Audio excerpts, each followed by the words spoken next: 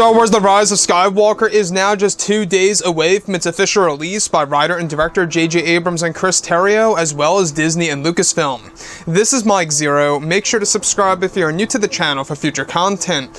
Now, everything with Episode 9 here, a lot of fans around the world are very much worried or excited about this movie. A lot of mixed emotions, feelings, and thoughts among many Star Wars fans are happening around the world as we speak, based on what they have heard on the leaks and the spoilers, and what they have seen in the TV spots and the trailers and the teasers, you name it. Now, we do know that this movie is going to be a very important film to Disney and Lucasfilm because it really will determine the future of the franchise and exactly how Disney is going to handle the future of this massive franchise that started back in 1977, and also everything related to Disney Plus with their live-action TV series. I mean, the list goes on. So, one thing about J.J. Abrams is that just the other day, he did in fact say that this movie is going to be very emotional, it's going to be much action-packed, and it's going to have a lot of twists and turns in the film that's going to change our perception on the past 8 Star Wars movies. However, when it comes to the opening sequence of The Rise of Skywalker, based on many of the leaks, this is where things begin to get rather intriguing, and it also comes off as patchwork at times by J.J. Abrams to fix elements of Rian Johnson's mess in The Last Jedi. Now, specifically, what's really interesting about this is that shot descriptions consisting of a sequence where it's explained that Kylo Ren is said to be on a strange world in the middle of the woods, where he is described to be going on a slaughter spree, killing these warriors in bulky armor one by one. Kylo is said to use brand new fighting styles in the scene when he fights these individuals to the death, and that Kylo is after his grandfather's Wayfinder device. It's said that eventually Kylo Ren is able to find his way over to the location of the Wayfinder after killing the entire cult that is protecting ancient Sith lore. That is actually said to be a part of the first scene of the film, where Kylo and his troopers invade the area. Kylo takes the Wayfinder that is described to be in the shape of a pyramid area, where Kylo takes the Wayfinder that is actually described to be in the shape of a pyramid or like a holocron, just like a Sith holocron, and is said to be taken by Kylo Ren and hooked up to his TIE fighter that allows him to find the location of Palpatine's specific area on the world of Exegol. This is where Kylo is said to eventually enter the atmosphere of Exegol and lands his TIE fighter ship towards a Sith sanctuary. This ancient Sith temple is described to date back to the days of the Old Republic that contains the Shrines of the Sith location. Now, it's said that Kylo Ren ignites his lightsaber and speed walks his way into the entrance, where he takes a lift down. As Kylo takes the lift down, he begins to hear dark side whispers reaching out to him, where these are said to be the Sith spirits of the past that are able to communicate in this particular location. Kylo reaches the bottom and begins to feel a dark presence, where he begins to enter a room that appears like a mad scientist lab, where this is where Kylo looks inside of the chambers that are all full of Snoke clones, where once Kylo Ren looks at one clone, he actually begins to see others, and realizes that a big chunk of his life that actually was all about a false master creating the dark side of the Force within Kylo Ren. Now, laughter is said to be heard in the background, where Kylo becomes startled and holds the saber in front of Palpatine's face, where Palpatine is explained to be hooked up to a large crane machine that allows him to survive, where he reveals that he has actually always controlled Snoke from the very beginning, and that he is Snoke. Palpatine begins to laugh at Kylo and tells him about Rey, and that she is not who she seems. This is explained to be the first hint of Rey being the granddaughter of Emperor Palpatine, and that this is further established later on in the movie, when Palpatine wants her to become Empress Palpatine. The beginning of the film is set to establish that Palpatine was pulling the strings from the very beginning, and was manipulating Kylo Ren since he was a child, watching over him through time and waiting for him and Rey to come together. So let's go over a couple of parts about this. Now, obviously, this movie is going to have a lot of revelations just like this because, well, that's exactly what JJ wants to do.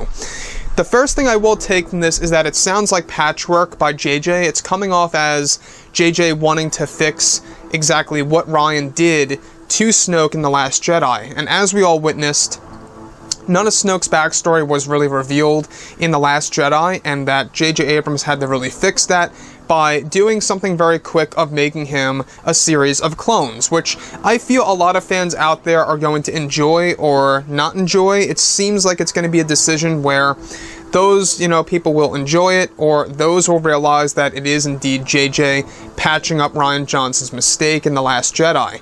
Now, obviously, we do know that this was never in the cards many years ago, because the whole entire idea of Palpatine being in Episode 9 was all last minute. This was all done by JJ.